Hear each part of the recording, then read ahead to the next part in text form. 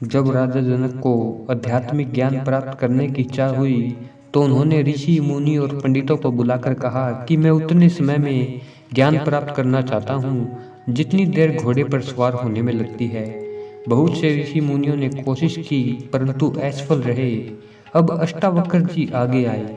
उनके टेढ़े मेढ़े शरीर को देखकर सब हंसने लगे। अष्टावक्र ने कहा कि राजन, मैं तो समझता था कि यह महात्माओं की सभा है, परंतु आपने तो चमारों की सभा बुला रखी है। शरीर यानी चांद की पहचान तो चमार किया करते हैं, इन्हें ज्ञान की पहचान नहीं है। ऋषि अष्टावक्र ने फिर कहा, राजन, अगर आप ज्ञान प्राप्त करना चाहते हैं तो दक्षिणा देनी पड़ेगी। राजा ने कहा, ऋषिवर कुछ भी मांग लो, मैं दान देने को तैयार हूँ। ऋषि ने कहा कि मुझे अपना तन मन और धन चाहिए। राजा ने थोड़ी देर सोचकर कहा कि मेरा तन मन और धन आपका हुआ। ऋषि ने कहा कि मेरा संकल्प करो। राजा ने संकल्प कर लिया। अब ऋषि ने सोचा कि यह राजा है और भक्ति के रास्ते में लोक लाज सबसे बड़ी रुकावट होती है। ऋषि ने कहा कि राजन, तेरे तन मन और धन का अब मैं मालिक हूँ। तुम्हें हुक्म देता हूँ कि तुम सबके जूतों में जाकर बैठ जाओ।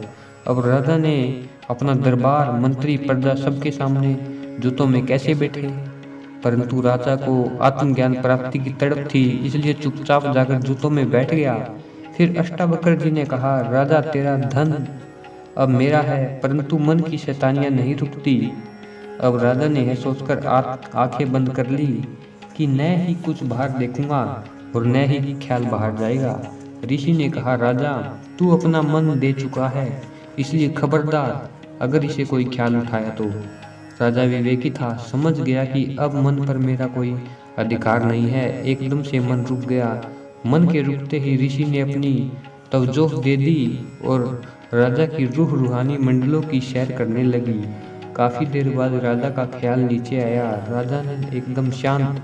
जब राजा ने आंखें खोली तो ऋषि ने पूछा, राजन, क्या हुआ? राजा ने कहा कि हाँ जी, हो गया। ऋषि ने फिर पूछा कि कोई शक तो नहीं? राजा ने कहा, जी नहीं। ऋषि ने कहा, मैं तुझे तेरा तन मन और धन प्रसाद के तौर पर लौटा रहा हूँ, इसे मेरा समझकर इस्तेमाल करना। इसमें रट मत होना, राज भी करना और भक्ति भी करना। स्वामी जी भी कहते हैं, तन मन धन की लेई जगात, शिष्य उतारे गहकर हाथ, सूरत बहती नो की धार, ताही चढ़ाया उलट मंछार। मन को काबू में किए बिना परमात्मा की भक्ति संभव नहीं और मन के नाम के सुमिरन से ही काबू में आता है। उम्मीद है आपको कहानी पसंद आई होगी। धन्यवाद दोस्तों।